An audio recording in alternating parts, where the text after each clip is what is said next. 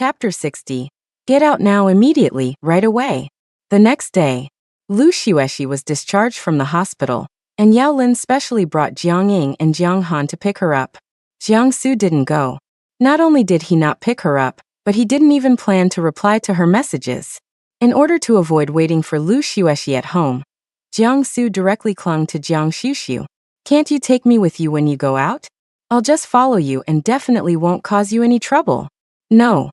Jiang Xiuxiu refused mercilessly. Jiang Su almost strained his neck when he heard this. Why? I even call you sister. You don't have to. Jiang Su felt aggrieved, but didn't give up. I'm at least considered your big client. Shouldn't you take your big client out for a spin? He had spent nearly 700,000. At her previous rate of earning 30,000 yuan per job, how long would it take to earn 700,000? Jiang Su felt that by comparison, he should be considered a big client. Jiang Xiuxiu just glanced at him, took out her phone without a word, and showed him Song Yongming's transfer records. Song Yongming transferred 3 million yuan to you. Then she flipped through another one to show him the transfer records from Jiang Yuqing. Jiang Yuqing transferred 10 million yuan to you. Silence speaks volumes. Jiang Su. What the hell is all this? Is Jiang Xiuxiu's line of work this profitable? No, how can my uncle's transfer count? A father giving his daughter money is just pocket money. Jiang Xiuxiu flipped through the previous 10 million transfer record for him again, explaining. The previous was pocket money, and the latter 10 million is the reward. Jiang Su. A little jealous. Originally thought this cousin was penniless, not even having 5 million pocket money. Turns out he was the clown. His dad never transferred him 10 million at once. In the end, Jiang Su expressed that in order to make up for his wounded heart, Jiang Xiuxiu must take him out today. Jiang Xiuxiu didn't expect that having a younger brother would be so annoying. If she had known earlier. Never mind. Jiang Xiuxiu still took Jiang Su out with her. The driver drove the car directly to the residential building where Lin Ruerui was located. The moment Jiang Su got out of the car and saw the old residential building, his expression changed. What are you doing bringing me to this demolition building? He thought this was a dilapidated community about to be demolished. After all, the environment of this community was even worse than the community Jiang Xiuxiu had rented before. Jiang Su had never been to such a dilapidated place since he was a child. He was even more stunned when he walked into the unit building. This building doesn't even have an elevator. Heiress still has buildings without elevators? Jiang Xiuxiu couldn't help but glance at him, ordering expressionlessly, "You immediately, go back now." Jiang Su immediately covered his mouth. I won't say it anymore, okay? When they climbed to the top floor and saw Lin Ruerui's one-bedroom apartment, Jiang Su once again refreshed his understanding of poverty. Just as he was about to speak, he saw Jiang Xiuxiu's cold gaze sweeping over him, and immediately shut up.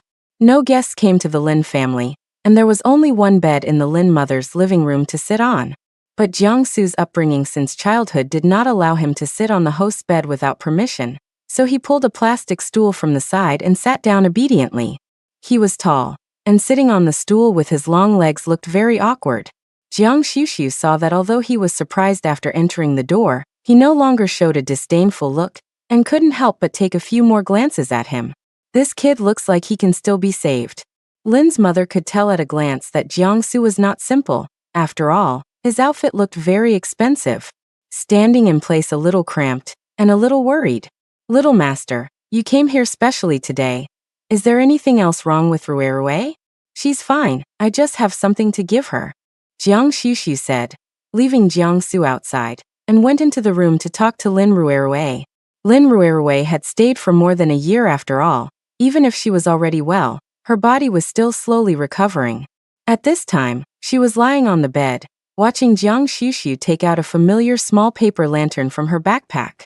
Watching the paper lantern rise in her palm, Lin Ruerui was still a little nervous about whether the child's matter was not good. But then, a familiar voice suddenly came from the small paper lantern. Lin Ruerui, I'm sorry. I know I was wrong. Lin Ruerui's body trembled subconsciously, and her hands clenched the quilt tightly. Mother Lin didn't know whose voice it was at first, but when she heard the end, her eyes turned red instantly, and her voice was full of anger. Is this the person who caused Ruerui to become like this? She ruined my Ruerue's life. Does she think we will forgive her with such a light apology? The color drained from Lin Ruerue's lips, but she still bit her lip tightly, obviously unwilling to accept the other party's apology. Moreover, given Guan Ruerue's personality, she didn't think she would sincerely apologize to herself. Seeing this, Jiang Xiushu told her about Guan Ruerue's previous situation, and how she mistakenly thought it was Lin Ruerue's ghost seeking her life, and explained simultaneously. I asked her to record these things, firstly because you deserve an apology, and secondly, with this recording, you can completely clear your name from the online abuse a year ago and let everyone know the truth. Hearing her mention the internet, Lin Ruerue's face turned pale, obviously reminding her of the overwhelming insults and accusations against her a year ago. But she had finally escaped those scoldings. If Guan Ruerue's recording was posted online, she might gain innocence and understanding, but everything from a year ago would definitely be brought up again, and some people would still question her and humiliate her. Mother Lin obviously also thought of the past, and she was even more worried that if the same situation happened again, Ruerue would collapse again and be taken away by something taking advantage of her weakness. Both mother and daughter showed resistance at the same time. Jiang Xiushu was not surprised. After all, they had finally obtained their current peace. This was also why Jiang Xiushu gave her the right to choose. You can choose to live quietly from now on, or you can choose to use it to defend your reputation. I give you the recording just to give you a second option. Without the recording, Lin Ruerue could only live with those doubts and humiliations, but the internet has no memory, and she could still start over. This was her only path.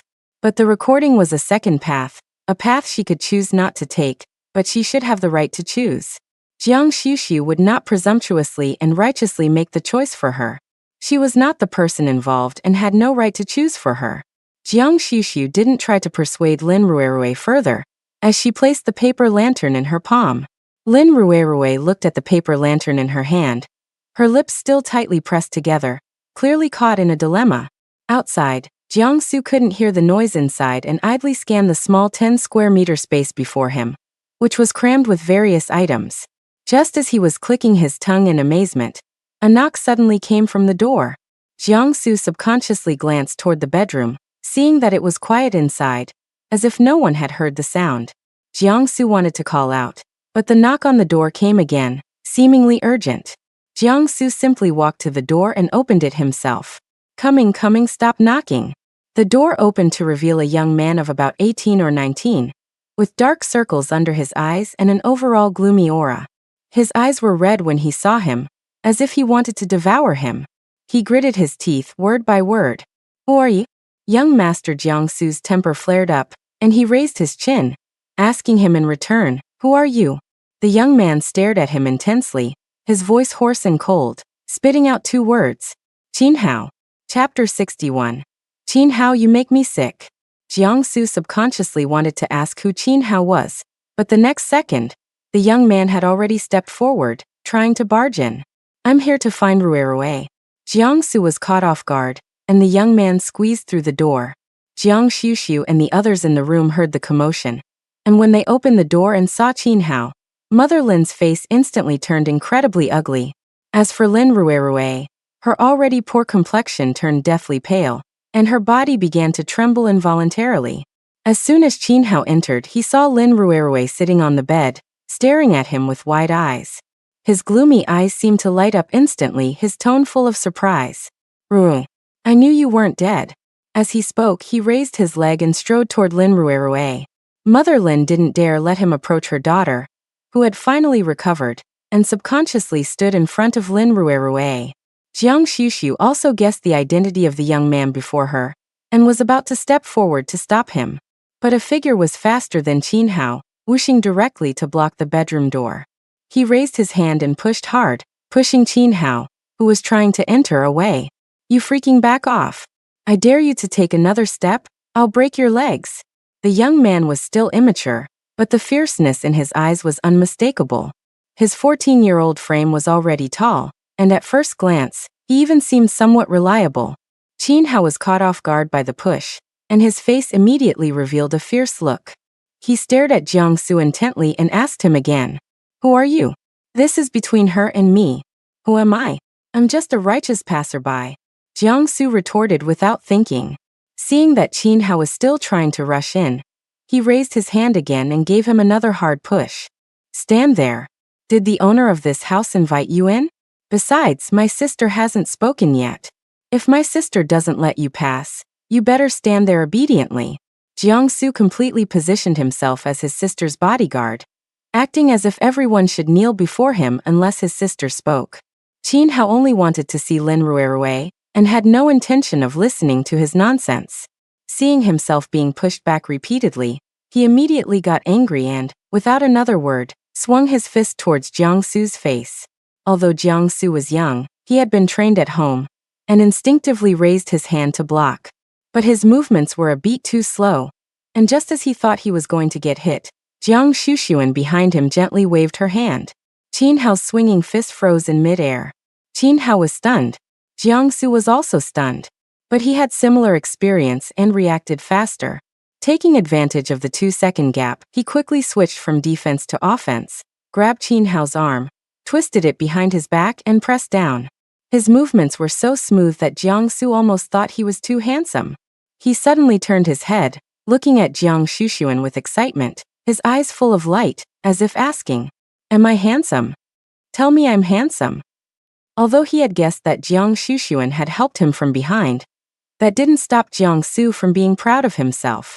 Qin Hao was pressed to the ground on one knee, his face growing more violent, his face flushed, like an angry cub.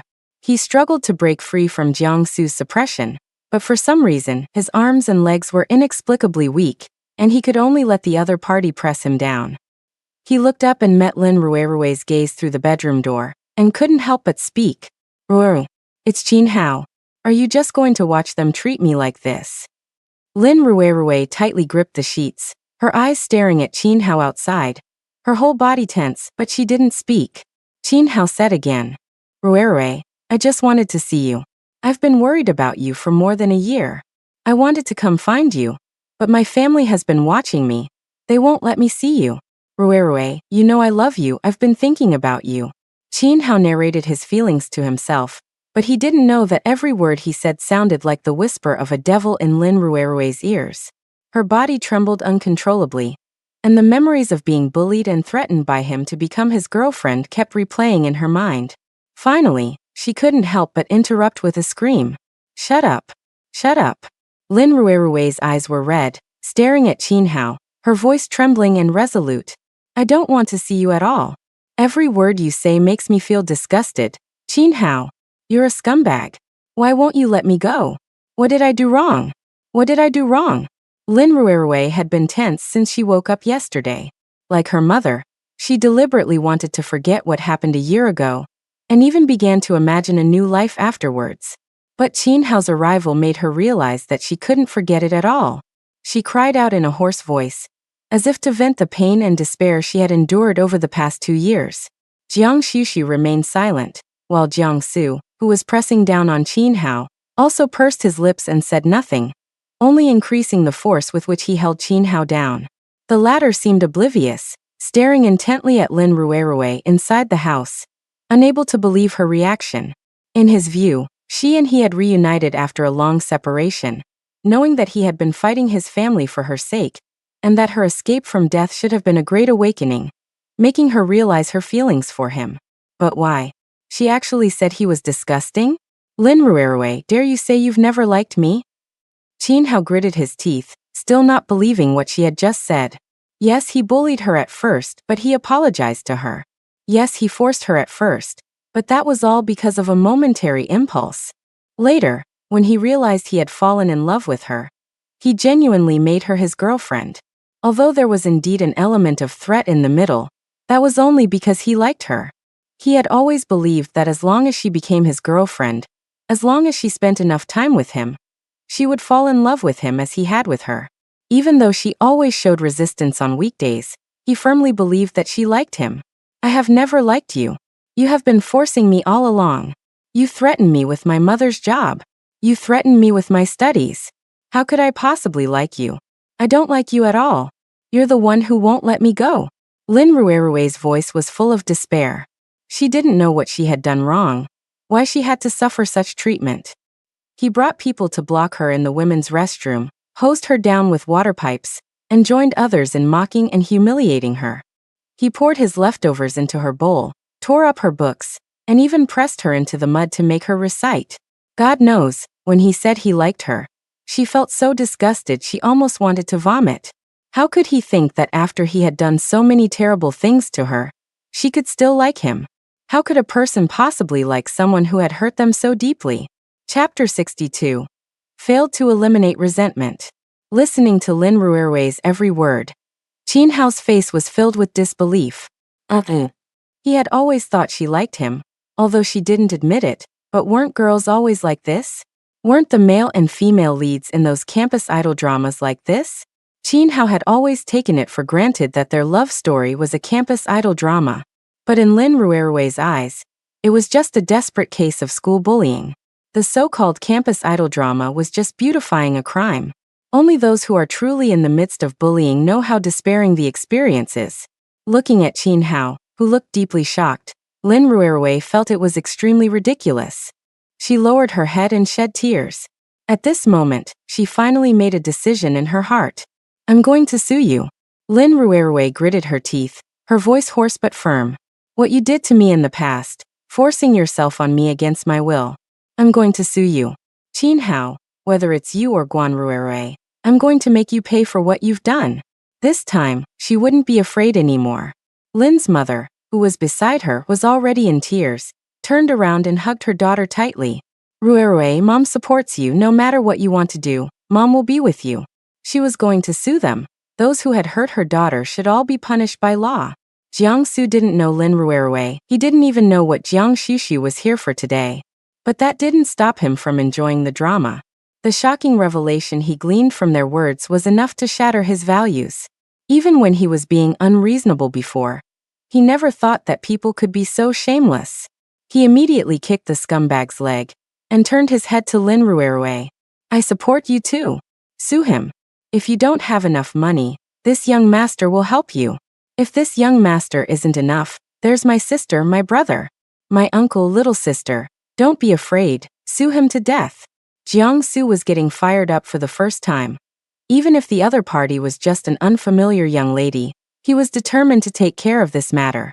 Lin Ruerwei, with red eyes, turned to look at Jiang Shushu, who had not spoken, and said in a hoarse voice firmly again, Master Su, I want to sue them. Jiang Shushu met Lin Ruerwei's firm gaze, knowing that she had made her choice. The corners of her mouth curved slightly. Her voice was very soft. She only said, You just go ahead and sue, no one can easily hurt you again. Because this time she would protect her. That day, Jiang Su directly called his father to ask for the contact information of Jiang Hai Group's legal team, collecting evidence, filing a lawsuit, and even bringing out the various comments and messages from a year ago when Lin Ruerwei was attacked and slandered online, to find out the mastermind behind the water army that persecuted Lin Ruerwei. At the same time, Guan Ruerwei's confession recording was posted online. Along with a lawyer's letter, the case of a female student's unmarried pregnancy suicide a year ago was brought up again, setting off another wave of outrage on the internet. The aftermath of Qin Hao and Guan Ruerwei facing waves of online judgment after the truth was exposed is another story. On this side, Jiang Su was gearing up to get justice for Lin Ruerwei. On the other side, a small accident happened to Jiang Shushu. Standing in front of the Jiang family's villa gate, Jiang Shushu looked at the familiar black hat and black pants, expressionlessly took the familiar box from the other party's hand. You said the resentment cannot be eliminated? The black-hatted delivery guy nodded.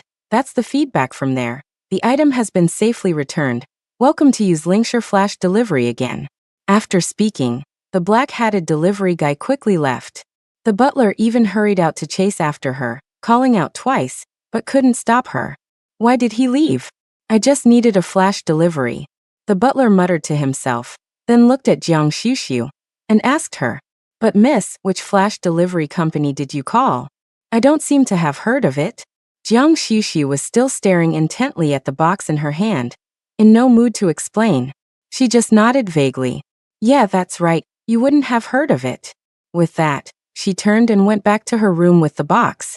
After putting the box down, Jiang Shushu immediately called the other party to scold them and demanded a refund. She spent 800,000 to eliminate the resentment, but it was sent back to her in exactly the same way. Jiang Shushu rarely felt so stuck.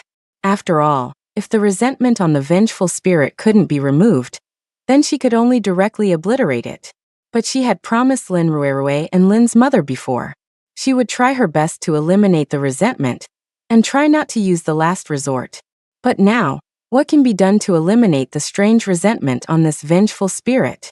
Jiang Shushuan pondered, then rummaged through her various talismans, trying to find a solution. Perhaps she was too focused, and didn't notice when Hu Piao Piao came over.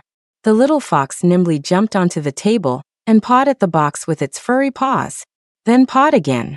By the time Jiang Shushuan reacted, Hu Piao Piao had already pushed the box to the edge of the table. Her almond-shaped eyes widened. Hu Piao Piao. She gave a low shout, but Hu Piao Piao had already pushed the box out with one paw. With a thud, the box suddenly fell on the carpeted floor. Hu Piao Piao, do you think you're a cat? Actually learning to push things like people. Jiang Hushi wanted to discipline the naughty little thing, but she still picked up the box from the floor as soon as possible. Fortunately, the box was specially sealed and would not be easily broken. As Jiang Hushi thought this, she saw a crack suddenly appear on the box. Immediately afterward, the crack spread rapidly. The next second, soaring resentment burst out from the crack. Even though Jiang Hushi reacted quickly enough, she was almost hit by the resentment. She subconsciously threw the box out, and at the same time threw out a yellow talisman.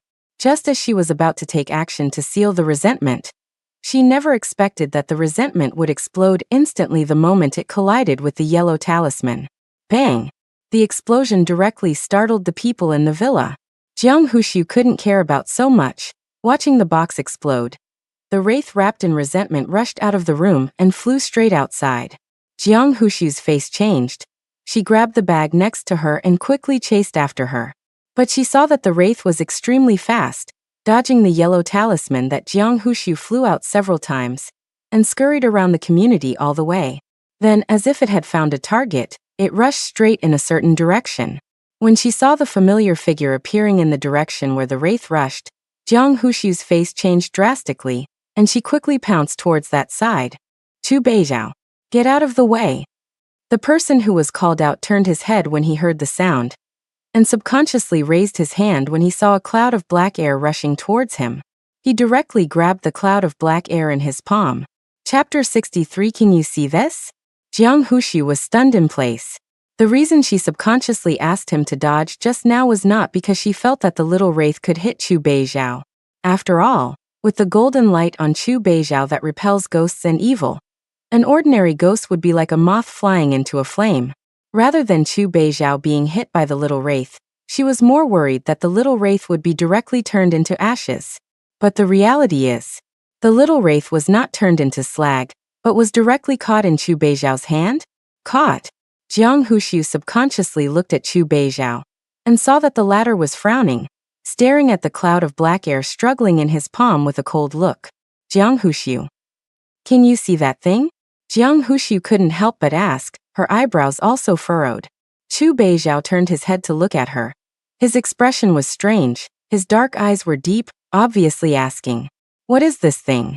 His palm did not feel the touch of a real object, but more like holding a condensed and struggling gas. Seeing the black gas struggling constantly, about to break free from his palm, Chu Beizhao subconsciously grasped it hard. Jiang Hushu was just about to take over, but when she saw his action, she subconsciously stopped him. Don't. But it was too late. Jiang Hushu saw that the golden light around the big guy instantly submerged the wraith in his palm as he exerted force, and there was only one thought in her mind. It seems that the little wraith could not escape the fate of disappearing. But the next second, she saw that the moment the golden light submerged the wraith, the black resentment that originally enveloped the little wraith disappeared as if it was dispelled by the golden light. What remained in Chu Beizhao's palm, however, was a chubby white mass that resembled a ginseng baby. The tiny chubby mass was held in Chu Beizhao's hand, its small limbs flailing and struggling haphazardly. Even Jiang Shushu was visibly unfamiliar with such a scene. Her almond eyes widened slightly, her expression unusually displaying some surprise and confusion. This is that little vengeful infant? After the black mist dissipated, Chu Beiha also clearly saw the ginseng baby in his hand, and a rare tremor ran through his usually calm and indifferent dark eyes. Seeming not to understand what he had caught, subconsciously, he looked at Jiang Xuxuan, wanting to seek an answer from her. Seeing him staring blankly at the thing in his palm, his brow furrowed even tighter, and he couldn't help but remind her. Jiang Xuxu. Reminded by that slightly suppressed cold voice, Jiang Xuxu suddenly reacted, stepped forward without hesitation, and directly pulled out a yellow talisman to wrap the little thing in Chu Beiji's hand. Seeing that it was about to slip away, Jiang Xuxu acted extremely quickly. The yellow talisman wrapped around it, and she quickly rolled it into a ball. Then, she casually grabbed a red string and tied the little ginseng doll into a ball like a rice dumpling, and held it in her hand. Chu Beiha. Even at this time, Chu Beiji did not show too obvious brokenness or suspicion on his face. Only a twitch at the corner of his eye exposed his emotions. In just a moment, he returned to normal and calmly said, "This is also your pet. Last time it was a little fox, but this time it was this strange thing that didn't seem to exist in reality, plus the disappearing silk threads he saw with his own eyes last time." Chu Beiji had begun to believe that this young lady of the Jiang family, who had just been found, did have some strange abilities. Jiang Xuxu didn't expect him to ask this. The corner of her mouth twitched, but she still calmly said, "No. She doesn't raise ghosts. This is a vengeful infant that was caught on the roof of the abandoned teaching building before." Jiang Xuxu said, "I accidentally let it run away just now." Chu Beiji looked at the constantly shaking rice dumpling in her hand, his deep black eyes slightly speechless. Jiang Xuxu thought that since he could see it, she naturally didn't intend to hide it any longer. Moreover, she had always wanted to find an opportunity to test him about the 3 purple thunders before, and now she had a rare opportunity. "Mind if we talk inside?" Jiang Xuxu raised the rice dumpling in her hand and gestured to the Chu family villa behind him. Chu Beiji's face was cold. Under normal circumstances, he would not actively invite people into his territory. But he was indeed a little curious, so he silently turned around and walked inside. Jiang Xuxu also followed directly with the rice dumpling. This wasn't the first time Jiang Xuxu had come to the Chu family, but the previous 2 times she had come and gone in a hurry, and hadn't been able to properly see the interior of the villa.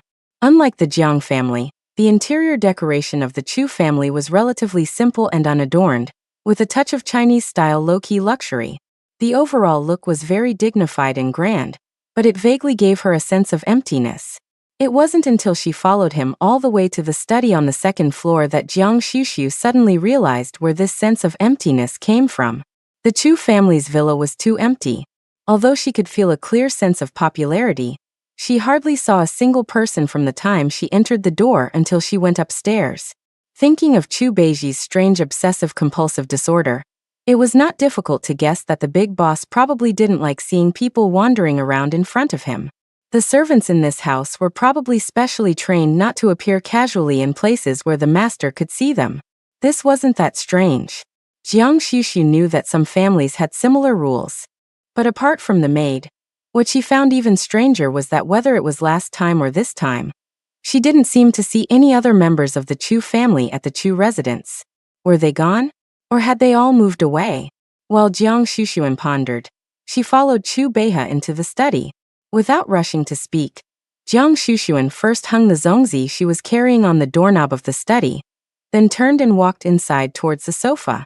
Chu Beiha watched her movements, his eyes filled with silence again, before following her to sit down on the sofa. "You can talk now."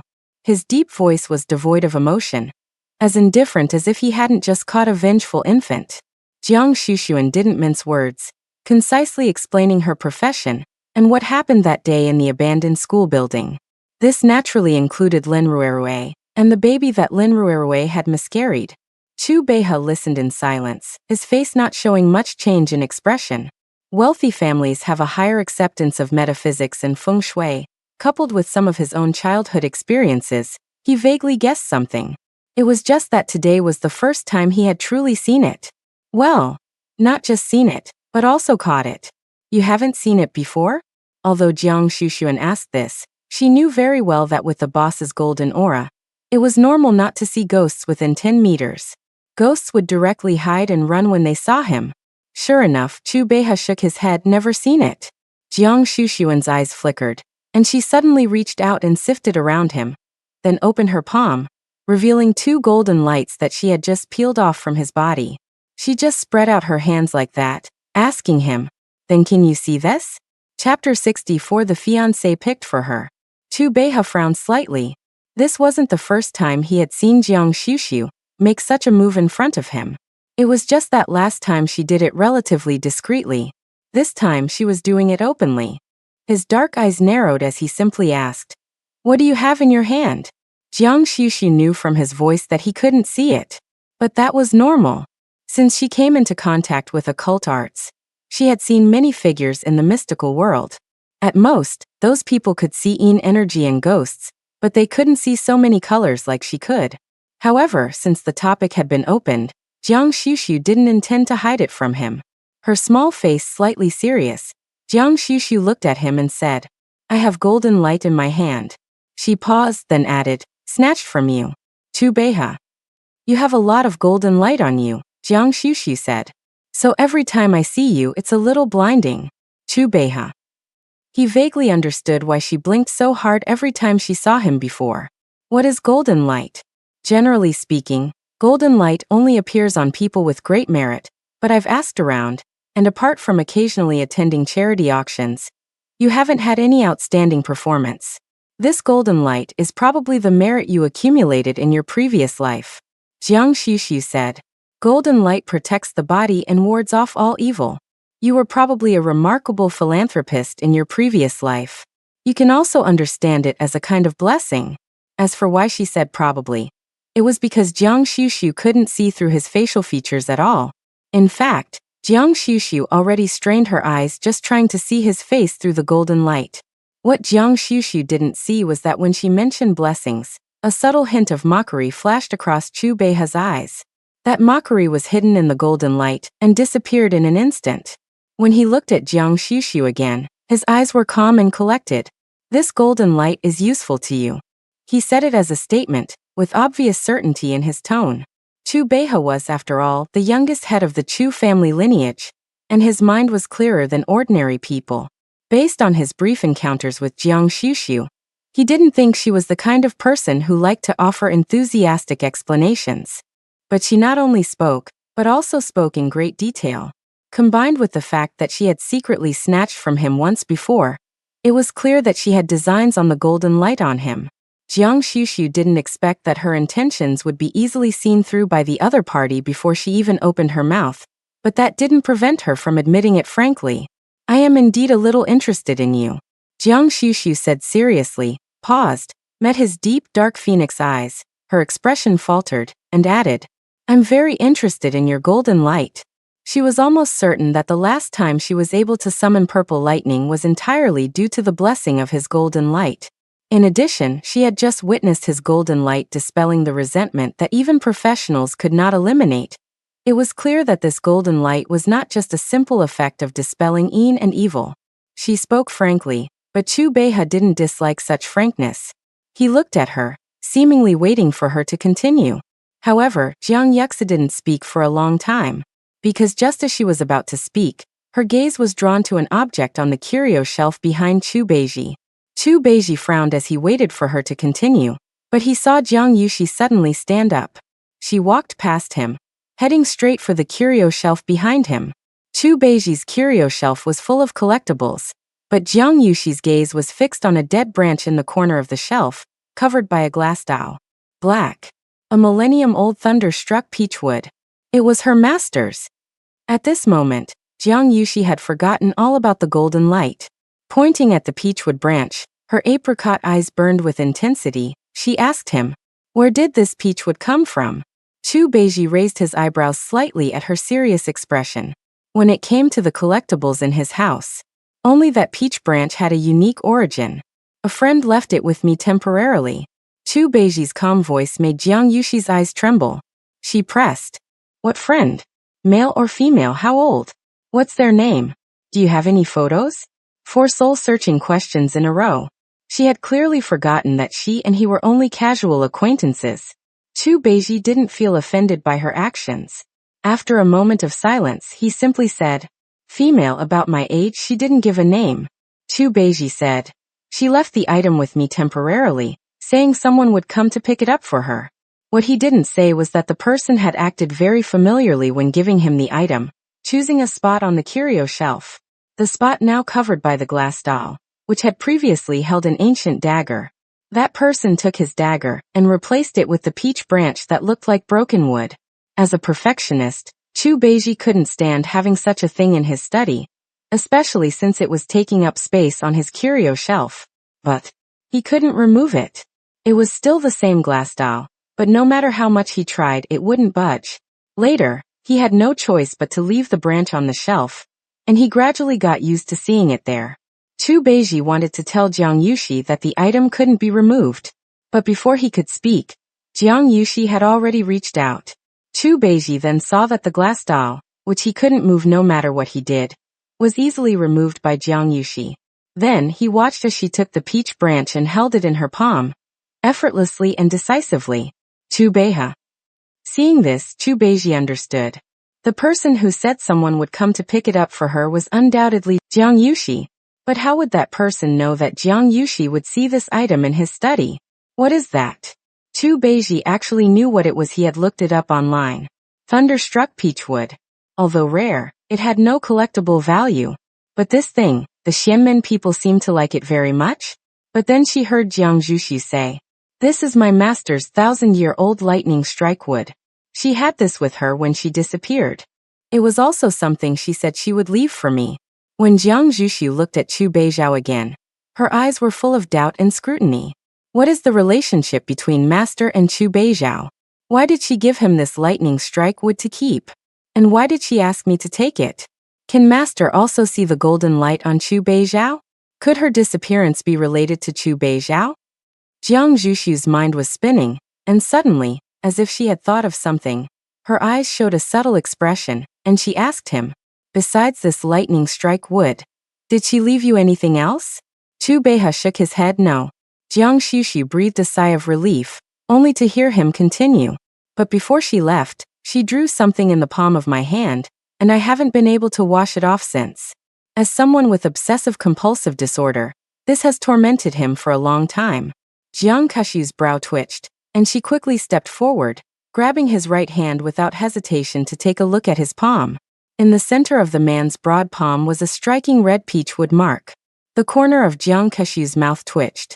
Silently, she clenched her own left palm, because there was an identical peachwood mark in her palm, just like the Dalai's. Her master had said that if she ever saw someone with the exact same mark in their palm, she shouldn't doubt it that person was the fiancé her master had chosen for her. Chapter 65. I win, you shut up. Perhaps Jiang Yuxi's expression while looking at the mark was too strange, because Chu Beizhao's eyes sharpened, locking onto her intently. What is this mark? This. Jiang Yuxi steadied her mind, regaining her composure. Meeting Chu Beizhao's gaze, she explained without any guilt. It's a protective mark to ensure safety. Jiang Yuxi said this without batting an eyelid, having no intention of telling him about the fiancé. Chu Beizhao simply looked at her, his dark eyes seeming to shimmer with broken light, sometimes bright, sometimes dim. "Oh," he responded softly, the ending note slightly raised, sounding as deep and pleasant as a cello, yet full of hidden meaning. Afraid he would press further, Jiang Yuxi changed the subject and asked how Chu Beizhao knew the other person. Chu Beizhao only said, "When I met her, she claimed to be a guest lecturer at the Heiress Taoist Academy." Seeing Jiang Yuxi's eyes flicker slightly, as if she wanted to ask something, he didn't wait for her to speak and continued. "As for why I associated with her, it involves my personal affairs, which I cannot disclose." Jiang Yuxi pursed her lips, feeling her words blocked. But at least it wasn't a complete loss. Heiress Taoist Academy. She repeated the name silently in her heart. Yet she felt somewhat puzzled. Her master had never mentioned that she was also a lecturer at the Taoist Academy. But regardless, it was at least a clue. Looking back, today's harvest was quite substantial. She found the thunderstruck wood left by her master, learned about her master's whereabouts, and gained a fiancé. Jiang Kashu couldn't help but glance at Chu Beiha again. The man before her was still enveloped in golden light. His handsome features, illuminated by the golden light, seemed to have a holy aura. The god-level looks that people on the internet often talked about were probably like this. However, beneath the holy light, his brows and eyes exuded an indifferent coolness, giving people a sense of unapproachability. Since Master Ku was willing to entrust the lightning-struck wood he valued so much to Chu Beiha, and also placed the peachwood mark on him, it indicates that Chu Beiha himself must be extraordinary. She even had a premonition that as long as she stayed with this person, she would eventually wait for her master to appear. As for the fiancé thing, Jiang Suisui decided to keep it to herself for the time being. Everything would wait until she found her master. Jiang Suisui thanked Chu Beiche, took the zongzi and the lightning-struck peachwood, and left the Chu family's villa on her own. Chu Beiche stood on the second floor watching her walk away, his dark eyes filled with a chilling coolness. He raised his hand and looked at the mark on his palm again, and when he thought of Jiang Suisui's explanation just now, his face was inscrutable. Only the faint arc at the corner of his lips carried a hint of mockery. A protective mark? Heh, she was clearly lying. Jiang Suisui didn't know that her lie had been seen through by the Chu CEO. She quickly ran back to the Jiang family's villa with the zongzi in one hand and the lightning-struck wood in the other. Inside the Jiang family's villa, everyone had been alarmed by the explosion just now, but they didn't expect to enter Jiang Suisui's room and not see anyone. Just as they were worried, they saw Jiang Suisui rushing back from outside, still wearing the slippers she wore at home. Suisui, where did you go? We heard such a loud noise in your room just now, and everyone was worried sick. Why did you run out? The second Madame Yao Lin stepped forward, her tone anxious and concerned, her eyes carefully scanning her body, then falling on the things in her hands, her expression strange. And picked up a tree branch? Jiang Suisui wasn't angry when she heard her call it a tree branch. This thing originally looked no different from ordinary wood in the eyes of outsiders. She just casually explained, I was doing an air cannon experiment in my room just now, and it accidentally failed. The third Madame Xuening happened to be at home today, and couldn't help but step forward and ask with concern, why are you still doing experiments in your room? That's too dangerous. Are you hurt? Jiang Suisui shook her head, paused and added, I'll pay attention next time. Xuening smiled at her, but heard Jiang Han speak up with dissatisfaction. You're doing experiments at home? Don't you know how dangerous it is to do experiments? What if you blow something up? This house doesn't only have you living in it. Although Jiang Han had restrained himself a lot since last time, it was rare to catch Jiang Suisui making a mistake, and with Jiang Yuqing and Jiang Hui not at home, he naturally wouldn't be polite. Jiang Xushu turned her head at the words, but before she could speak, Jiang Su jumped out ahead of her. Isn't everything all right? It's just a small matter. My sister knows what she's doing. It's not like she's going to blow you up, is she? Jiang Su's protectiveness was too obvious, making Jiang Han's face darken with anger. Ever since that accident, this brat has been chasing after Jiang Xushu like a different person.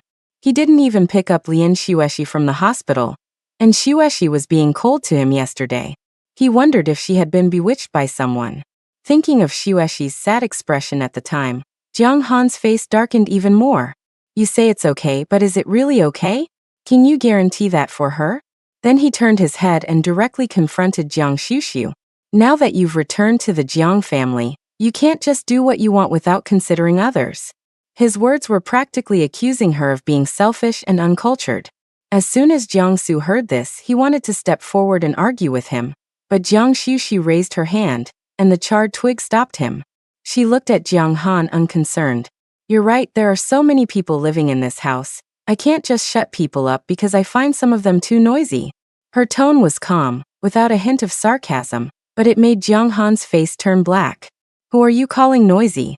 Jiang Su, not afraid of adding fuel to the fire, cheerfully chimed in, hey, whoever answers to it is who she's talking about. Jiang Han's face became even more unsightly. He stepped forward, looking like he was about to get physical. Seeing this, Yao Lin quickly stopped him. All right, we're all family. Why are you talking so harshly? Jiang Han, you too stop talking. Xuening also pulled her son back, and you, stop stoking the fire. After all, There were two elders standing nearby, so Jiang Han couldn't really do anything. He snorted coldly, turned around, and was about to leave when Jiang Xiushu stopped him. If I can prove that it won't affect anyone in this villa, would you dare to make a bet with me? Hearing this, Jiang Han stopped in his tracks, turned his head to look at Jiang Xiushu, his expression full of disdain. How can you prove it? Jiang Xiushu. As long as you dare to agree, I have a way to prove it. Jiang Han laughed immediately, a cold laugh. Okay, what do you want to bet? Jiang Xiushu's clear eyes swept over Jiang Han, and she smiled slightly. If I win, I don't want to hear your voice for the next week. Oofed. Jiang Su couldn't help but laugh, and Jiang Han's face turned even darker. He felt that Jiang Xiushu was still indirectly scolding him for being noisy and telling him to shut up. Okay, I'll bet with you. But I'll be the one to decide if it has an impact or not. If you lose, you're not allowed to do anything in this house that I don't allow. Jiang Han thought that if he said this, Jiang Xiushu would definitely be afraid. After all, he would be the one to decide what counts as an impact, which meant he was the referee. Although the villa had good soundproofing, it wasn't completely soundproof. As long as she made a move, he would always be able to catch her in the act. Jiang Xiushu didn't even bother to lift her eyelids. Fine. Jiang Han asked again, then how do you plan to prove it? This time, Jiang Xiushu finally looked up at him, her voice soft, saying only, you'll know tonight. With that, she didn't stay any longer and went upstairs with the zongzi and peachwood. Jiang Han looked at her back, and when he thought about her saying tonight just now, he felt a little uneasy for some reason. Tonight, what could happen? Chapter 66, Silence Talisman. Apart from Jiang Su, no one else took this bet between the two to heart. Even Jiang Han himself completely forgot about it as soon as he turned away. In the evening, Jiang Han returned to his room to take a shower. The master bedrooms in the Jiang family were all equipped with separate bathrooms, and Jiang Han had his own separate bathroom as well. Entering the bathroom and turning on the shower, Jiang Han was rinsing his hair under the water when suddenly, the water stopped. Jiang Han, covered in foam and unable to open his eyes, instinctively reached out and pressed the shower switch, but found no response. His face darkened, he grabbed a towel from the side, rubbed his eyes haphazardly, and walked to the bathroom door, poking his head out to shout, "Butler! Uncle Ming! Why is there no water in my room?" His voice wasn't soft, but there was still no movement outside. Jiang Han assumed they couldn't hear him with the door closed, and raised his voice to shout again, "Uncle Ming! Aunt Zhang! My room has no water. Get someone to come and take a look." Jiang Han felt that he had shouted loud enough. Normally, even if people were downstairs, they should have heard him and come up, but it was completely quiet at the moment. Not only did it seem like no one outside could hear him, but he felt that the room was eerily quiet, with not a single sound coming from outside. Even the occasional chirping of cicadas and insects at night seemed to be absent. For some reason, he thought of Jiang Shushuan's words, tonight. And then he thought of that person's fondness for those mystical and ghostly things. Jiang Han swallowed hard, feeling the hairs on his arms stand on end. Without thinking much, he wrapped a towel around his lower body, rushed out of the bathroom with a head full of foam, and ran directly to the door. Uncle Ming." His voice even carried a hint of fear. He shouted as he opened the door and rushed out. The moment he opened the door, Jiang Han seemed to hear sounds from the outside world. At the same time, his terrified shout caught the attention of others in the villa. Jiang Su, whose room was right next to his, was the first to open his door after hearing the commotion. "What's wrong? What's wrong?" Turning his head, his eyes widened instantly. "Dad!" Jiang Yuman, who was called Dad, happened to be following Uncle Yao Linming upstairs. When he saw Jiang Han with a head full of foam, only wrapped in a towel, and still dripping wet, his eyes widened as well. Yao Lin even subconsciously covered her younger daughter Jiang Ying's eyes, telling her to go downstairs.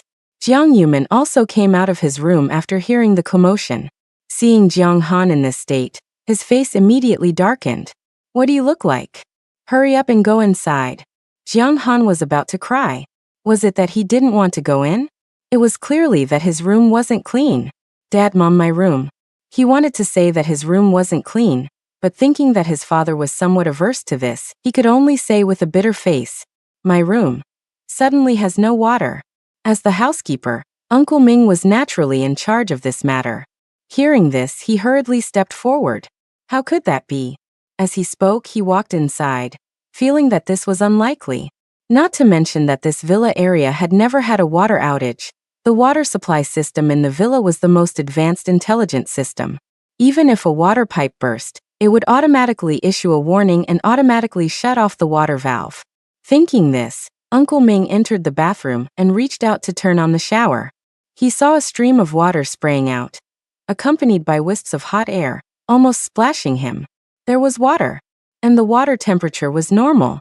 Uncle Ming was stunned for a moment, but he felt that young Master Jiang Han couldn't be lying, so he tried it twice more, turning it off and on and off.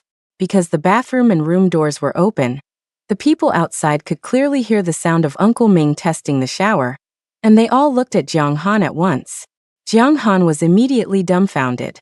Just now, when I turned it on, there was no water. Alright, hurry up and go back in and wash off all that foam. Jiang Yuman felt that this sun was not steady enough, making a fuss over a small matter. Yao Lin also advised, yes, go in and wash up quickly and change your clothes, don't catch a cold. Although it was summer, it was easy to catch a cold standing with a wet head. Jiang Han still felt a little creeped out. Thinking about how no one answered him no matter how he called out earlier, he didn't dare to go in and wash himself. I'll go to Jiang Su's room to wash. As he spoke, without caring whether he agreed or not, he raised his foot and went directly into Jiang Su's room's bathroom next door. Jiang Su couldn't stop him and could only stomp his feet outside. Jiang Yuman shook his head and turned back to his room with Yao Lin. Here, Jiang Han, thinking about what happened just now, didn't dare to take his time showering. He quickly washed himself clean and changed his clothes before leaving the room. As soon as he left the room, he saw two people sitting in Jiang Su's room. One was Jiang Su, and the other was Jiang Shushu. Jiang Han was startled at first, but after reacting, he glared at Jiang Shushu. Was it you who played a trick just now? He knew it. The water had suddenly stopped just now. How could it be fine when Uncle Ming went in? And how no one reacted no matter how he called just now, he didn't think it was an accident. Thinking back to Jiang Shushuan's earlier bet, he almost immediately concluded that she was behind it. He just didn't know what means she had used. Jiang Su sat beside her, clearly curious about what was happening. Jiang Shushu watched Jiang Han's frustrated appearance, but remained calm and composed. Without denying anything, she casually took out a yellow talisman. This is a silence talisman. Stick it on the door, and no matter how loud it gets inside, no sound will be heard outside. You've already experienced the effect just now. This was her modification based on the barrier talisman's formula, only for soundproofing. Everything else remained as usual. Although Jiang Han verbally blamed Jiang Shushu, he actually thought she had used some special technological method. Never would I have thought she'd pull out a talisman directly, her eyes widening in shock, seemingly at a loss for words. Jiang Su, standing beside her, widened his eyes as well, but his expression was one of fascination. There's a talisman like this? Sis, I want one too. Sell it to me. With this talisman, would he still be afraid of his parents catching him playing games? He wouldn't even need to wear headphones. Jiang Shushuan was equally blunt with Jiang Shushu's directness, turning her head, 2,000 per piece. Jiang Sun nodded without thinking, took out his phone and transferred the money to her. Jiang Han was completely dumbfounded watching from the side. You really know magic? Jiang Han felt like his worldview was about to be shattered. Jiang Shushu glanced at Jiang Han, too lazy to explain, and simply said, I won the bet. Jiang Han's mouth twitched. He wanted to deliberately let her lose, but he had personally experienced what had just happened, and even the family had seen it, so he couldn't deny it even if he wanted to. Suddenly he thought of something again, looked at Jiang Shushu, his face unsightly. That's not right, even if you used a talisman. What about the water in my room? Jiang Han imagined that Jiang Shushu had sent a little ghost to stop his water supply while he was taking a shower. Otherwise, how could it have been so coincidental? Thinking that there might have been a little ghost watching him while he was showering, Jiang Han's hair stood on end again, and he looked at Jiang Shushu as if he were looking at a monster. Jiang Shushu looked at him, but gave a different answer. The house's water control system can monitor the water usage of each room in real time. Jiang Han. Not a little ghost? Jiang Shushu seemed to sigh and explained, I just watched your water usage and estimated the time to turn off the water valve in your room. That's all. Jiang Han's mouth twitched violently when he heard this. That's all. Chapter 67. I should have just said a month. Jiang Han felt more aggrieved than ever before. Jiang Su, who had transferred the money and successfully obtained the silent talisman he wanted, remembered Jiang Han's appearance just now, as well as the bet between the two, and instantly seemed to understand something. Brother Han, so you ran out because you ran out of water halfway through your shower, and no one heard you. Before he could finish speaking, Jiang Han covered Jiang Su's mouth. Shut up. Jiang Shushu looked at Jiang Han again, leisurely, and repeated again, I won the bet. Jiang Han looked depressed. Although unwilling, he did lose.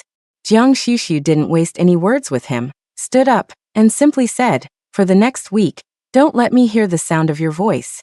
After a pause, he emphasized again. I believe Jiang family's fourth young master still has this much credibility, right? If not, it doesn't matter. She can make sure he does. Although Jiang Han looked gloomy, he still replied impatiently, Don't worry, my word is my bond. Jiang Shushu was immediately satisfied, nodded, and went straight out of Jiang Su's room. As she left, the two vaguely heard her mutter, I knew I should have directly asked for a month. Jiang Han. Poochie. Jiang Su couldn't help but laugh again. Jiang Han glared at him with a gloomy face. Jiang Su, what's wrong with you now? You're always helping this outsider. Hearing this, Jiang Su immediately straightened his neck. What outsider? She's my cousin and your own cousin. If you say that again, I'll tell uncle. Jiang Han was almost amused by Jiang Su, this fool. Only kids tattle. Besides, who was the one who kept jumping out to target this cousin in the first place? Have you forgotten what you did? Brother Han, you saw it yourself, my sister has real skills. Don't go against her in the future, or if my sister really gets angry one day, it'll be easy for her to deal with you. Jiang Su rarely offered a heartfelt piece of advice. Jiang Han inexplicably recalled the tricks of those Xianmen people using little ghosts to deal with people, and felt a chill in his heart, but he refused to show any weakness on his face. She dares. I'll tell uncle on her. Jiang Su. Who was it just now who said only kids tattle? Jiang Han was too lazy to say more to Jiang Su, turned around, and went back to his room. Upstairs, as soon as Jiang Shushu returned to her room, she saw the little infant spirit, like a ginseng doll, kicking its short legs and floating around the room. The little infant spirit, free of resentment, looked like a chubby little ginseng, kicking its legs as it floated, looking very cute. It kicked its legs and floated to the window several times, but was bounced back by the barrier Jiang Shushu had set up in the room. Although it no longer harbored resentment, the little infant spirit still instinctively wanted to find its mother. Little Cutie seemed to find it interesting, wagging its chubby, round tail as it chased after the little infant spirit, and even tried to open its mouth to catch it when it was bounced back. The little infant spirit was so frightened that it quickly floated into the air. At this moment, seeing Jiang Shushu return, it kicked its short legs and floated onto her shoulder, panting as if it were exhausted. Although they hadn't known each other for long, it clearly knew that this human wouldn't hurt it. Besides, as long as she snuggles on her shoulder, that little fox wouldn't dare to nip at her anymore. Jiang Shushu looked at the palm-sized little chubby radish on her shoulder, and her eyebrows softened slightly. But she still educated it. Don't run around. If you are obedient, I will take you back to see your mother before sending you to reincarnation. The little chubby radish seemed to understand her words, and kicked its short arms, as if wanting to hug her. Jiang Shushu ignored it. Walking to the table, she carefully studied the 1,000-year-old lightning-struck wood of her master. The lightning wood was charred black, and the branches, scorched by lightning and fire, were covered with ravines and meandering patterns. Jiang Shushu had once asked her master why her thunderstruck wood wasn't made into a magical artifact. Her master had said at the time, "This thunderstruck wood was originally found for you, but I can't give it to you yet. When you break free from the shackles of the Guan family's fate, then I'll make this thing into a magical artifact according to your wishes." The Guan family raised her for 18 years, using her fate to ward off disasters for Guan Ruerue. The involvement of their lifelines was not easily untangled, so she could only cut off her connection with the Guan family step by step. Taking Guan Ruerue's car accident calamity in her stead is repayment of kindness. Repaying the Guan family's 18 years of upbringing is repayment of debt. Publicly ending ties with the Guan family is severing affection. Now that kindness and debt are settled, she has also obtained the thunderstruck wood prepared for her, as her master said. Jiang Shuxin thought for a moment, then took out a cinnabar brush and drew the desired shape on the wooden branch. Crafting a magic artifact is not a simple matter. The inscriptions on the magical artifact must follow the pattern of the lightning marks. Carving the inscriptions, polishing, and consecrating all require spiritual energy and cannot be done overnight. Jiang Shuxiu looked at her simple desk again. After thinking about it, she decided to move her tools from the rental house back here. The Jiang family villa had no shortage of rooms, and besides, her current room was already a suite. Originally, a bed was placed outside to make it easier for the nanny to take care of the child. Although they moved away later, it was basically used to store toys. Jiang Shuxiu didn't plan to live here for a long time at first, but since she's back and decided to stay, she needs to add some necessary items. But there's no rush for any of this. After tidying up, Jiang Shuxiu ordered some things from the Spirit Affairs Network before going to sleep with Little Pretty and Little Fat Radish. Downstairs the next day. Even though it was still the holidays, the Jiang family didn't have the habit of letting their children sleep in. As soon as Jiang Shuxiu came downstairs, she saw Jiang Han sitting next to Lu Xueshi, talking to her about something. When he caught her out of the corner of his eye, he suddenly seemed to remember something and abruptly stopped talking. Jiang Cheng, who was next to him, felt confused. He followed his line of sight to the stairs and saw Jiang Shuxiu. He didn't show any obvious dislike, but nodded to her coldly before looking away. Lu Xueshi, on the other hand, walked towards her and said with a smile, "Shuxiu, I heard that you were the one who led people to the teaching building to save me that day. I haven't had a chance to thank you. Now that you're home, how about I cook lunch as a thank you? What would you like to eat?" Jiang Shuxiu raised her eyebrows slightly, glanced at Lu Xueshi and her bodyguards, and said indifferently, "No need." Lu Xueshi's face dimmed upon hearing this, but she still insisted, "Don't be so polite with me. I've studied cooking, and although I'm not a master chef, it's still edible.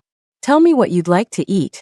I said no need. Jiang Shuxiu interrupted her, her expression still indifferent. Lu Xueshi's voice was slightly hoarse, and before she could speak again, Jiang Cheng and Jiang Han, who were beside her, both frowned in unison. Jiang Cheng was especially displeased. "Jiang Shuxiu, Xueshi is making a special offer to cook for you to thank you. What's with your attitude?" Jiang Han also wanted to open his mouth to criticize her, but suddenly saw Jiang Shuxiu's apricot eyes sweeping over him. His heart skipped a beat, and the words that had reached his lips were swallowed back. He kept his lips tightly closed. Chapter 68. How about you make a bet with me too? Jiang Cheng was originally waiting for Jiang Han to cooperate and condemn this rude cousin. But after waiting for a long time, he saw Jiang Han holding back, his face tense, and his lips tightly pursed, not saying a word. But he couldn't ask any more questions at the moment, turned his head, and continued to educate Jiang Shuxiu. But she suddenly turned her head and abruptly asked him, "How about you make a bet with me too?" Jiang Cheng was stunned. Jiang Han's face darkened, and before Jiang Cheng could speak, he grabbed him. When he looked at him, every feature on his face was filled with 4 words. "Don't agree." This Jiang Shuxiu was not to be trifled with. Jiang Shuxiu was asking seriously. She had expected that this person wouldn't be quiet as early as when Lu Xueshi spoke. Sure enough, she knew she should have waited for Jiang Cheng yesterday and made a bet with him together.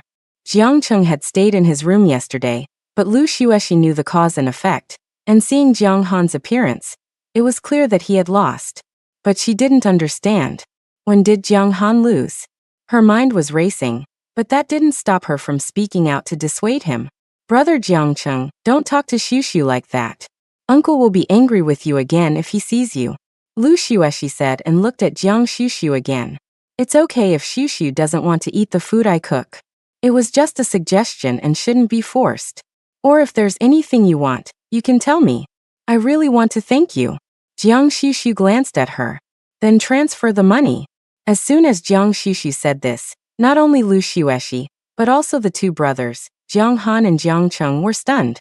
Jiang Shushu didn't care, reached out, took out her phone, and opened the transfer QR code. 300,000. Jiang Han subconsciously wanted to say she was robbing money, but when he met Jiang Shushu's eyes, he quickly covered his mouth. Jiang Cheng on the side didn't care, frowned in dissatisfaction. Jiang Shushu, are you that short of money? Are you even scamming your family for money? Jiang Shushu looked at him with indifferent eyes. Didn't she say she wanted to thank me? I don't need those formal thanks. If you want to thank me, transfer the money directly. 300,000 isn't a random price. A thunder talisman is worth 100,000, and that's still one she drew herself. You should know that on the Spirit Event website, an intermediate thunder talisman is priced at over 800,000. Jiang Shushu felt that her asking price was already very cheap. Lu Xueshi looked at Jiang Shushu's serious look of asking for money. Her eyes flickered, and she quickly smiled. Shushu is right, I really shouldn't just talk about it. 300,000, right? I'll transfer it to you now.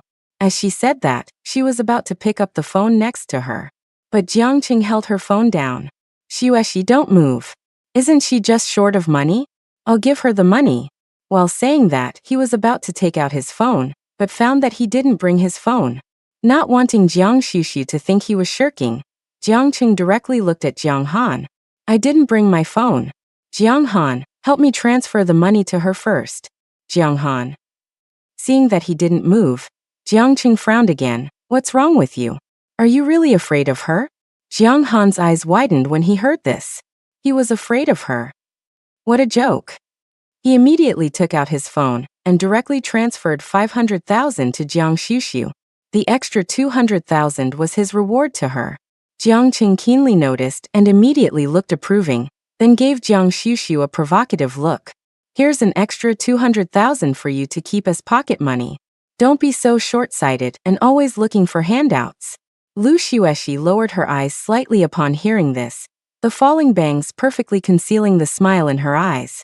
Jiang Shushu looked at the 500,000 yuan that had been credited to her account, then looked at Jiang Cheng and Jiang Han's condescending, dismissive expressions, and suddenly asked Jiang Han, has anyone ever told you not to casually transfer money to a Xian master?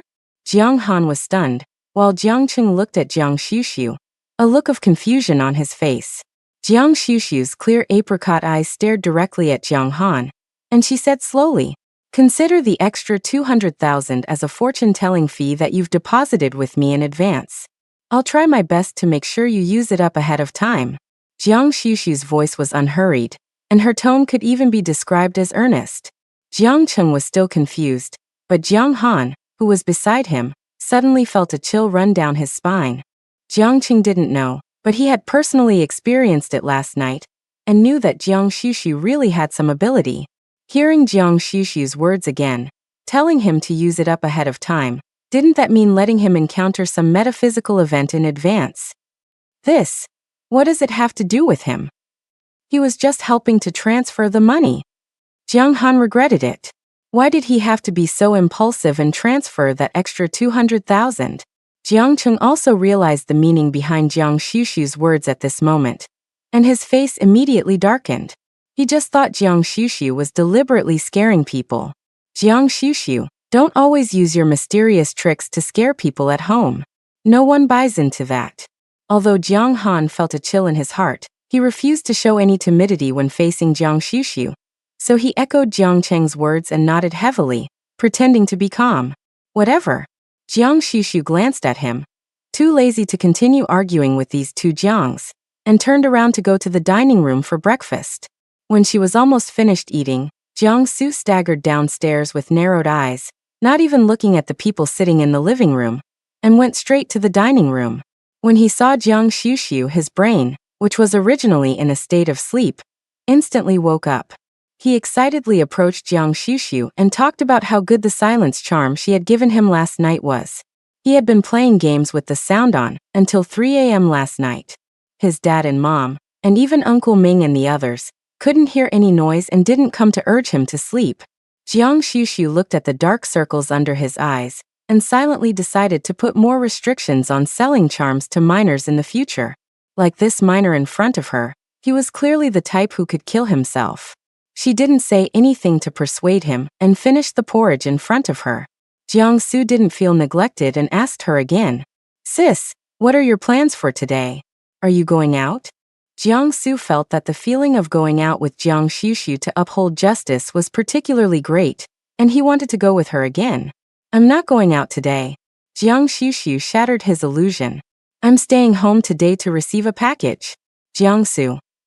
Receiving a package? Does that require you to stay home specifically? Then what are Uncle Ming, Aunt Zhang, and the security guards for? Before Jiang-su could overthink it, Uncle Ming came over and said that there was a package delivery outside the villa that required a signature, and asked if he should let them in.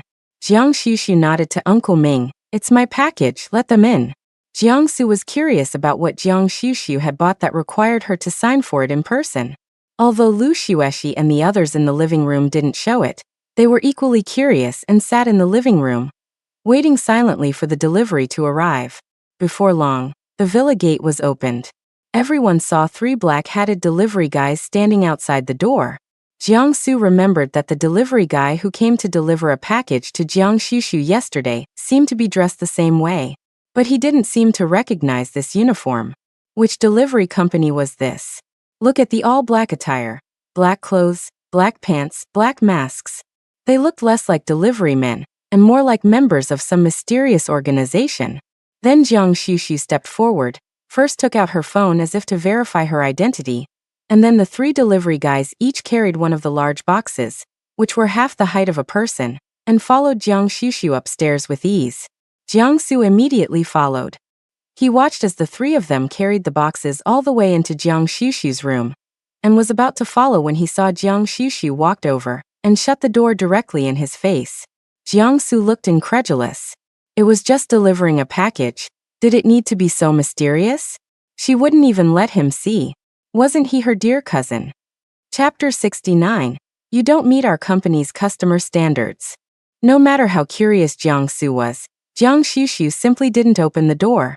Jiang-su stood outside, trying to hear any movement inside, but heard nothing. About half an hour later, just as Jiang-su was about to fall asleep, his body suddenly felt like it was brushed by a gust of fresh wind, making him feel refreshed instantly. At the same time, everyone in the villa felt a refreshing breeze, and suddenly felt their ears and eyes clear. Uncle Ming downstairs was even more puzzled. Where did the wind come from? Because it was summer, the villa had central air conditioning running almost all day to ensure that the people inside would not feel any heat. Since the air conditioning was on, where did the wind come from? It felt quite comfortable though. On the other side, there was finally movement again in Jiang Shushu's room. The 3 black-hatted delivery guys came out with the empty cardboard boxes and respectfully bid farewell to Jiang Shushu. Jiang-su didn't know if it was his imagination, but he felt that the eyes of these 3 black-hatted delivery guys seemed to have a bit more admiration when they looked at Sister Su. Jiang-su couldn't wait to get into the room and saw that, apart from a toolbox placed on the table by Jiang Shushu, there seemed to be no new large furniture added to the room. Sis, where are those 3 big boxes of stuff you bought? How come there's only this toolbox left? Although Jiang Shushu's toolbox didn't look small, it was like a small suitcase. But the ones the 3 delivery guys were carrying just now were obviously much bigger than this toolbox. Jiang Shushu only glanced at the floor under his feet, but didn't explain. What Jiang-su didn't notice was that the floor under his feet had been completely replaced. If there were Xianmen people here, they would find that the position Jiang-su was standing on was actually a spirit gathering array paved with spirit stones. This kind of spirit gathering array is generally used for cultivation to gather spiritual energy. As a talisman master, Jiang Shushu needs more spiritual energy to assist her, whether she is drawing or engraving talismans. The spirit gathering array is to better gather the spiritual energy of heaven and earth in this room. And when the spiritual energy gathers, in addition to Jiang Shushu's room, the entire villa can be more or less washed by the spiritual energy. The refreshing breeze that everyone in the villa felt just now was the movement after Jiang Shushu activated the array. Jiang Shushu didn't explain, and Jiang-su naturally had no way of knowing, but standing in his sister's room, he was a little reluctant to go out. How to say? He felt that the air conditioner in his sister's room was very different. It didn't give people a cool feeling, but it was just right. Just standing here gives people a feeling of clarity, which is very comfortable. Downstairs, Jiang Cheng and the others were also paying attention to the movement upstairs. When they saw the three black hat guys walking down the stairs in a proper manner, he seemed to think of something, got up, and walked straight to the few people. Which company are you from? Not only Jiang Su, Jiang Cheng also obviously found that Jiang Shuxin seemed to like using this courier company very much. But looking at them, they didn't even have a logo on their bodies, and at first glance, they didn't even look like they were delivering couriers. Jiang Cheng was a little worried about whether Jiang Shuxin had joined some strange cult organization. He doesn't care what happens to her, but he can't implicate the reputation of the Jiang family. Thinking so in his heart, his face was amiable. My new company is planning to find a courier company to cooperate with. Give me a business card, and maybe there will be an opportunity to cooperate in the future. Jiang Cheng was not lying. He graduated from university this year, and is preparing to start his own business. He does need a logistics company to cooperate with, but he definitely doesn't like ordinary small companies. After all, he is from the Jiang family. Even if he starts his own business, all aspects of resources must be top-notch. Jiang Cheng thought that after he said this, the three little couriers in front of him would immediately be terrified and happily send him their company's business card. After all, this is the Jiang family. Being able to cooperate with the Jiang family is definitely a pie in the sky. Unexpectedly, the three couriers in front of him just looked at him blankly. One of them, whose black mask only revealed a pair of eyes, scanned him from head to toe, and then seemed to smile. Sorry, you don't meet our company's customer standards. A muggle with no spiritual power at all. We don't receive you.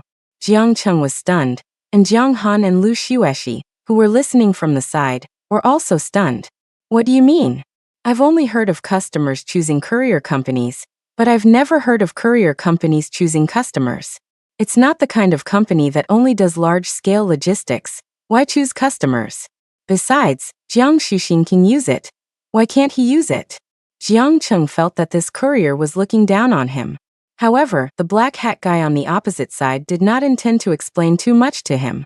After speaking, he turned around and walked towards the gate. Jiang Cheng felt like he had been slapped in the face, and didn't lower himself to argue with them. A no-name, fly-by-night courier service him even asking about it was already doing them a favor. Who even cares? Displeased, he also felt a bit resentful towards Jiang Shuxiu for using this fly-by-night courier service. Meanwhile, in a VIP hospital room, Guan Ruerue listened to the recording online, along with the one-sided condemnation and criticism in the comments below. Because of the intervention of the Jiang family's legal team, the news of Lin Ruerue suing Qin Hao and Guan Ruerue and other bullies was all over the internet. Guan Ruerue looked again at the video of Lin Ruerue, recounting her bullying experience in front of another camera, her originally pretty face now pale white. Her lips trembled, and she couldn't help but smash the iPad in her hand onto the ground. Perhaps the movement was too large, and it pulled the injury on her waist again, causing tears to well up in the corners of her eyes. Ruerue, what's wrong now? Bai Shuqin felt another pang of heartache seeing her daughter like this. Guan Ruerue was so angry that she cried, forgetting her usual pretense, her voice sharp. It's all Jiang Shuxiu's fault. She secretly recorded me. She clearly said the recording wouldn't be heard by anyone. And Lin Ruerue, that bitch isn't dead at all. They teamed up to trick me. She's not dead. Goodness knows how terrified Guan Ruerue was when she suddenly saw Lin Ruerue online. She thought she was seeing a ghost. But soon she understood. She wasn't seeing a ghost. She had been played. And she had been played by Jiang Shuxiu and Lin Ruerue together. They must have deliberately set a trap to make her say those things. At this moment, Guan Ruerue couldn't wait to be discharged from the hospital, and rushed to Jiang Shuxiu to slap her hard. How dare she treat her like this? Ruerue, don't be afraid. Mom has already asked the lawyer to handle it. Since that Lin Ruerue isn't dead, there's nothing to be afraid of. Bai Shuqin only learned about her daughter's involvement in bullying after seeing the online news. Although she didn't want to believe that her well-behaved and kind daughter would do such a thing. The recording was indeed Ruerue's voice, and she had admitted it herself. Bai Shuqin was surprised, but she didn't take it too seriously. Children, after all, have some fights and make some small conflicts at school. That Lin Ruerue didn't cherish herself and got pregnant before she was even an adult. And now she's blaming her Rue. She's just making a fuss for money. Money is all it is. Your dad has plenty, and there's also the Qin family. With their family's financial resources and influence, how dare a Lin Ruerue fight them? Chapter 70. You have been removed from the group by the group owner.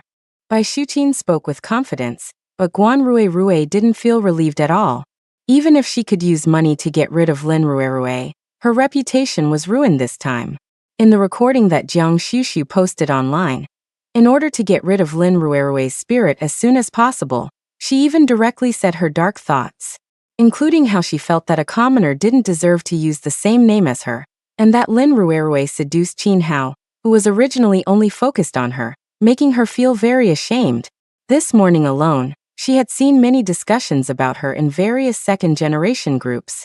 I didn't expect Guan Ruerue to seem gentle and weak on the outside, but she's so domineering on the inside. Women are really scary. Guan Ruerue is a green tea bitch. I've said it before. Look how well she pretends on weekdays. Who would have thought she was so vicious? It's just that her name sounds the same, not even the same characters. This isn't letting people live. Does she think she's an ancient princess who can't have her name offended? It's ridiculous. You guys are being too harsh. She's in this group, right? So what if she's in it? My family isn't afraid of her. That's right, we're saying it for her to hear. This reminds me, at group owner, what's our status? Why are we in a group with her? +1, what are we? That we should be in the same group as her? Then came the group message notifications. She was kicked out of the group.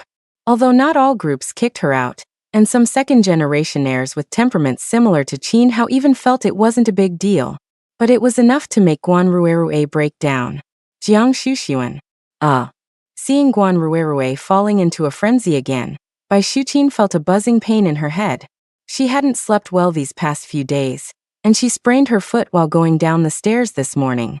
She subconsciously looked at the jade pendant Guan Ruerue was wearing around her neck. That was the jade pendant that Guan Qishan had found from a corner of the drawer.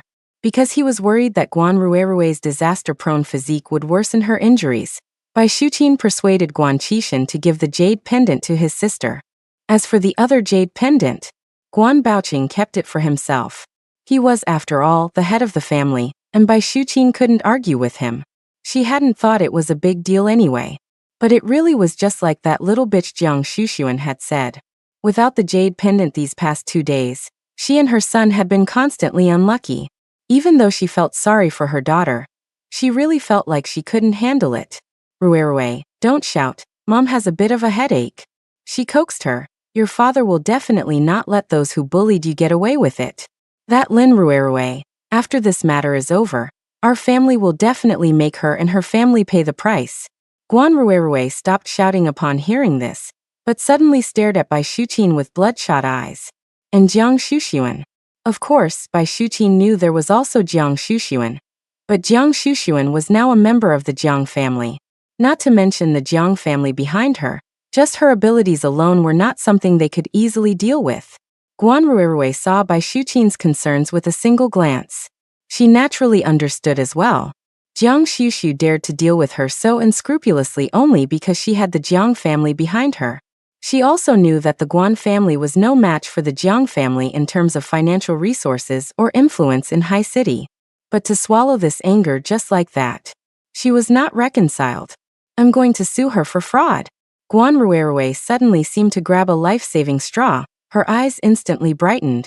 Jiang Shushu received 5 million from our family before. She first colluded with Lin Ruerue to set me up, defrauding 5 million and Grandma's bracelet from our family.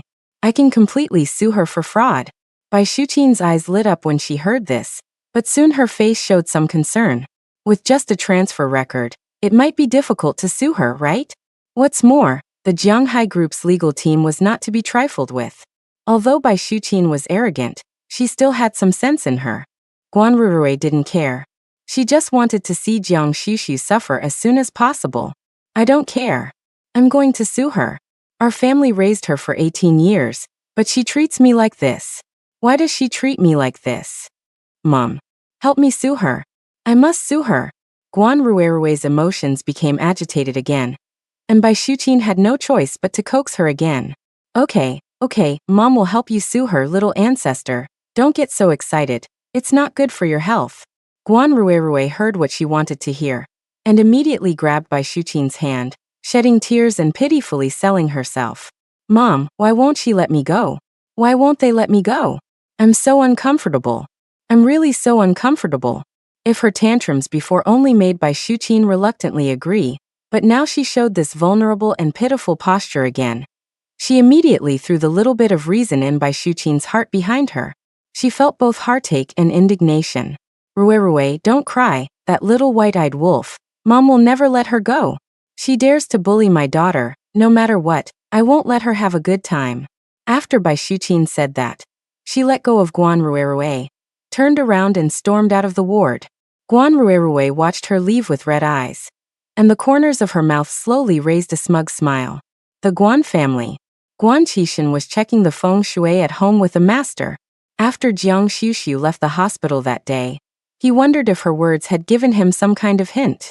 Guan Qixin always felt that something was wrong with his home. First of all, he also started having nightmares. In his dream, he woke up from his sleep, opened his eyes, but saw a woman lying next to his bed. At first, the woman was lying on the other side of the big bed. And when he woke up from his dream, thinking he had woken up, he suddenly saw the woman lying next to him again. For several nights in a row. And what made him even more terrified was, every time he woke up in his dream, the woman lying on his bed was sleeping closer and closer to him. The fear in Guan Qixin's heart was simply indescribable. He really didn't want to wake up one day and find that woman Tia close to him. Just thinking about that scene made him shudder. He even tried sleeping in hotels outside, but that woman, or rather, the female ghost in his dreams, seemed to have locked onto him. Every night, he would still dream of her getting closer and closer.